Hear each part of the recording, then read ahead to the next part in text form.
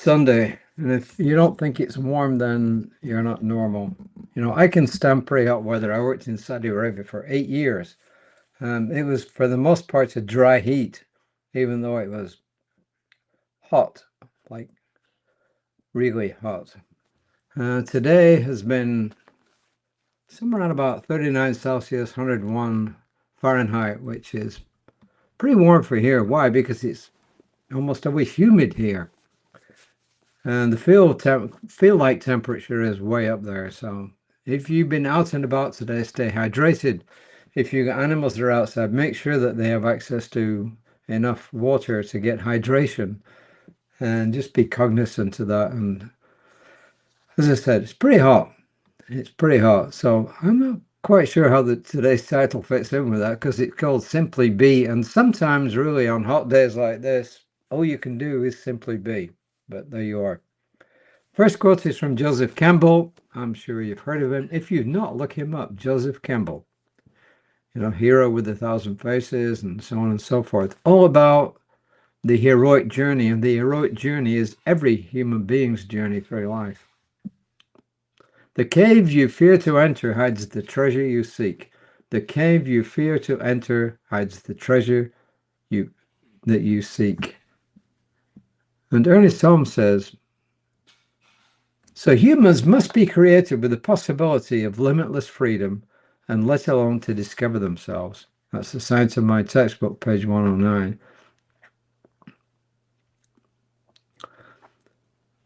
The difference I found from, I don't know, say organized religion, because to some extent our spirituality is organized, but we don't really have rules and regulations, and we don't have anything that says you must do this or this will happen to you. You got to be good or else you're going to get punished forever.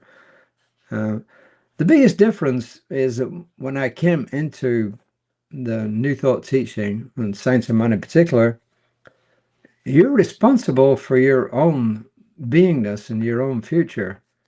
And so when he says, so humans must be created with the possibility of limitless freedom and let alone to discover themselves, it also means that you are responsible for your own actions. You're responsible to yourself and to society, depending on what we're talking about. So that was the biggest difference is, hey, you're out there and it's all up to you and the universal mind. But it's not a case of, if I do this, I'm safe and I'll go to heaven. It's, hey, I got choices. It's a universe of cause and effects. And if I do this, this will happen. If I do that, that will happen. So I hope that makes sense. And this is our writer this month, who says, my work as a hospital chaplain allows me to be with people on their absolute worst days. I'm with them on the day they receive a terminal diagnosis, on the day their childish spouse or partner dies. Amidst the shock, fear demands to be heard. How will we make our house payments? What will I do now? How can I go on? Where is God in all this? How do I move forward in such pain? The truth is, there is nothing anyone can say to ease the fear or the pain these folks experience in these moments. What I can do is simply be there for them, right? I can be a conduit of love and peace. I can stand by them in sacred silence, holding their hearts and their fear in love and kindness. I can know the truth for them, that they will heal, and eventually they will begin to live again. Sometimes our journey includes being a companion to others on their worst days. Our role in providing solace and love to others, especially in their times of need, calls on us to be steeped in spiritual truths and at the same time to honor their pain and their fear. We do not try to fix them or change anything. We can't. It is a gift to be a source of strength for others on their worst days. Holding the truth for them at a time when they cannot know it for themselves. We begin by knowing this truth for ourselves first in each and every moment of each day. So oftentimes People often they don't want advice. They just want you to be with them. Sometimes they don't even want you to say anything. Just hold the silence for them, hold the love for them. And it's a great thing when we do it. Her affirmations, plural, are: I focus on how I am being. I choose harmony with the source of all good. That's a capital. I choose love and deep understanding of my oneness with all. So take your pick. And if you missed that, they're actually written down there. So I mentioned before, when I was a teenager, I used to go around people, and they follow them were shut-ins, but they were certainly lonely.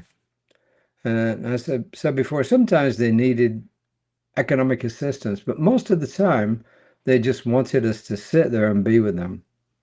And especially in times, like our writer mentions,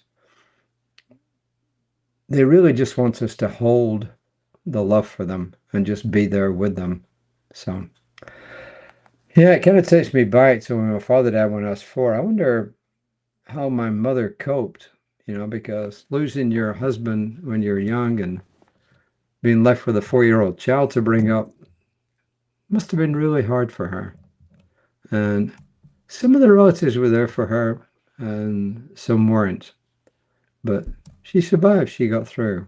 But I know that some people must have been there for her, especially her brother and his wife. I'm sure that they were really there. And as I said, some relatives were there with her and some weren't. But hey, that's life, So going back to the weather, seriously, if you live in this part of the world and lots of other parts of the world right now, it's hot. I mean, like, it is unseasonably hot. So please stay hydrated. And as I said, if you got pets or animals you feed outside, make sure they have access to plenty of water, because, hey, they need it these days. So I will be back tomorrow. Reverend Les will be back tomorrow, 9:15. I'll be back at 5 o'clock-ish. Yeah, I should be back at 5 tomorrow. And just end by taking, the prayer today is a deep breath. Take a deep breath. And just let it go. And just remember this, we are here for you. If you need prayer, if you need other kinds of assistance, let us know. And if we can't help you, we will do our very best to find somebody who can. So until next time, namaste.